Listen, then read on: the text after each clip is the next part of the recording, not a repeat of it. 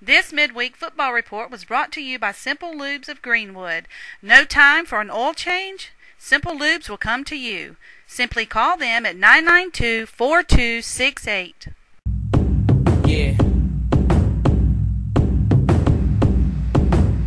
Greenwood, Yeah. Greenwood, Greenwood. We are back and better than ever. Sitting here, Yeah. It's raining outside. I'm still feeling pretty good though. Senior nights are coming up. We're in the last week of the regular season for most teams. Let's jump right into it. I know what everybody wants to talk about. I know what the game of the week is going to be this week. So let's go ahead and start talking about it. It's going to be Ware Shoals versus 96.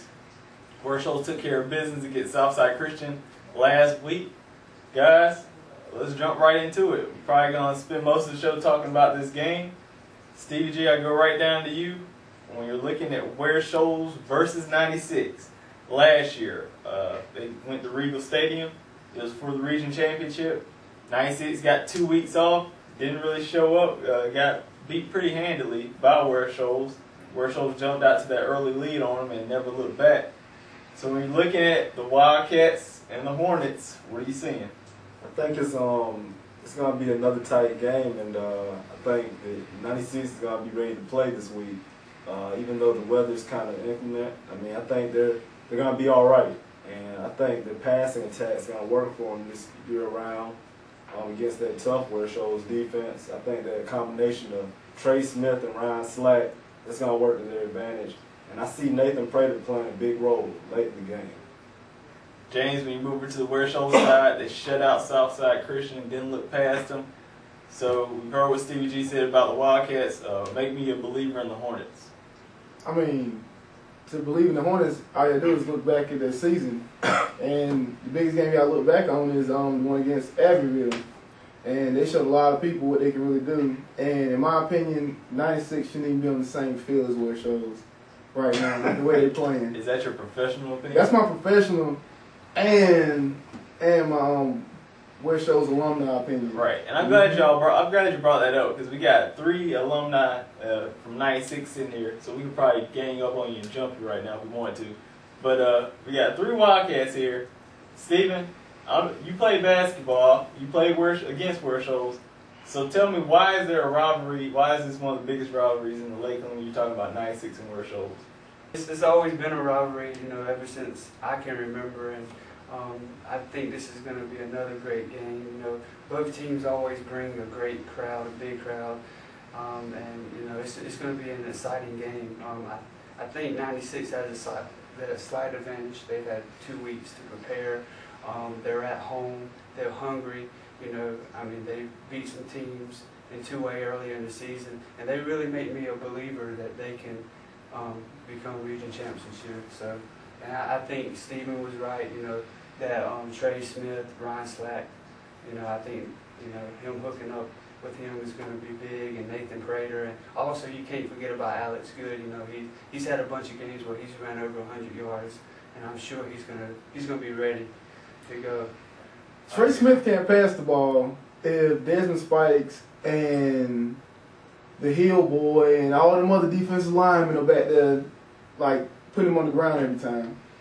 I'm just saying, you can't complete passes if you can't throw the ball. Wow. He can scramble though. Our first debate of the He season. can scramble in the pocket. He can scramble But with. the passing game isn't working, like he said. Yeah. Alex Good is right there, and Alex Good's having a good season. The Ware I'm Shoals pretty defense sure. can't stop. I'm pretty sure he cannot run faster than the Ware Shoals It's not about linebackers. the fast. The If speed. he's scrambling, it's not about his. If he's scrambling, I'm talking about he's gonna Smith. get caught. I'm talking about Good's speed. It's not about his speed necessarily. It's about his power gun. He's a powerful guy. Yeah. He's a strong guy. He can run. He probably could run right through that Ware Shoals line. Never happened. Never happened. Ware Shoals, that's all Ware Shoals do is hit. Jonathan. Never happened. Well, the first debate of the season, it didn't take long to happen because it is 96 versus Ware Shoals. James, Steven, it might have been a while for him. I'm not sure if he really understands the whole concept of the rivalry because he didn't play football. Take me back. Why is Ware Shoals versus 96 the biggest rivalry in the Lakelands? Because as far as I can remember, from before high school, before JV, during Little League, you just always just hated playing them. because they were 6, 7 years old, getting in your face. And I was like, you suck because you from Ware Shoals. I'm like, because you suck because you from 96. And from then on, we played the same people every year from when you're little until you get in high school. And by that point in time, you just love to hate them. Steven, you went 96, so you played basketball. What's the rivalry there? Well, I mean, it's just because there's so many similarities between Ware Shoals and 96. I mean, you see, it's almost like looking yourself in the mirror. And, like, you know, you see not only just the teams, but the schools in general. They're alike, small town, hungry about, you know, football. You know, everybody knows everybody.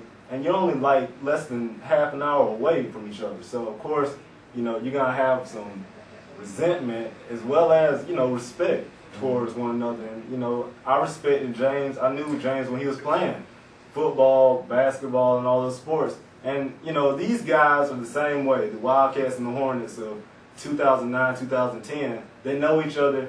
And even though it's going to be a tough competition, they still respect each other. And that's what the rivalry is all about. We'll see how it turns out on Friday night. We'll get back talking that game. Get back into that good debate we finally had. It took us, 10 games to finally have a debate. So we'll get back into that when we make the picks on the second part of the video. Let's break down these other games real quick. We spent a lot of time on Ware Shoals 96. Abbeville is going to be playing Liberty. Not really that much to talk about, Stephen. Just, you know, give us something, a quick tidbit on that game. Well, I'll talk about Emerald for a second. I think Emerald's come a long ways. They're definitely not the same team that started the season. I really want to talk about Abbeville Liberty.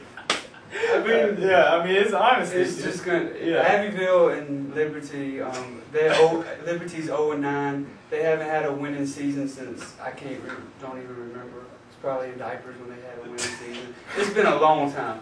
I mean, I even look back 4 or 5 years ago. I think in 05 they won maybe 5 games, but I mean it's going to be bad.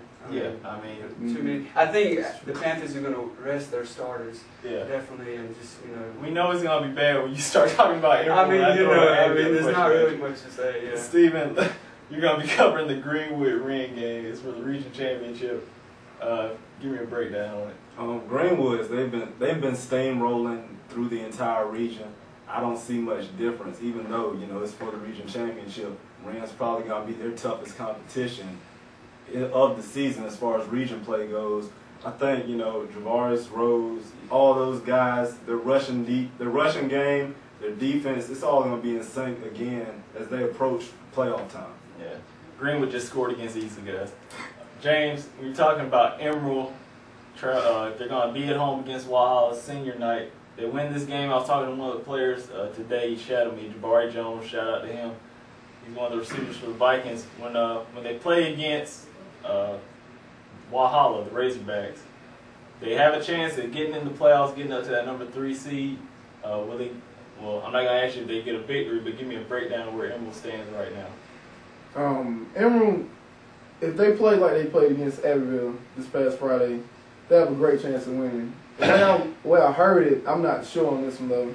If they win, they not only have to win, but they have to beat them by a certain amount of points. Because if they do win and Crescent wins this week too, it'll be a 3-way tie for the last spot to go to the playoffs. So I think they have to win by 21 points to get a guaranteed spot to go to the playoffs, or it will be a 3-way tie. Okay. So all you Viking fans out there, I guess it's time to run up the score on Walhalla. Hopefully they can do it this week. When we come back, we'll find out what the score from that game will be. We'll make our picks. We'll talk about the college game. Clemson had a big win against Miami in the U. And we'll also talk South Carolina. They barely escaped against Vanderbilt. When we come back, we'll talk football. All right. This midweek football report was brought to you by Simple Lubes of Greenwood. No time for an oil change? Simple Lubes will come to you. Simply call them at 992-4268.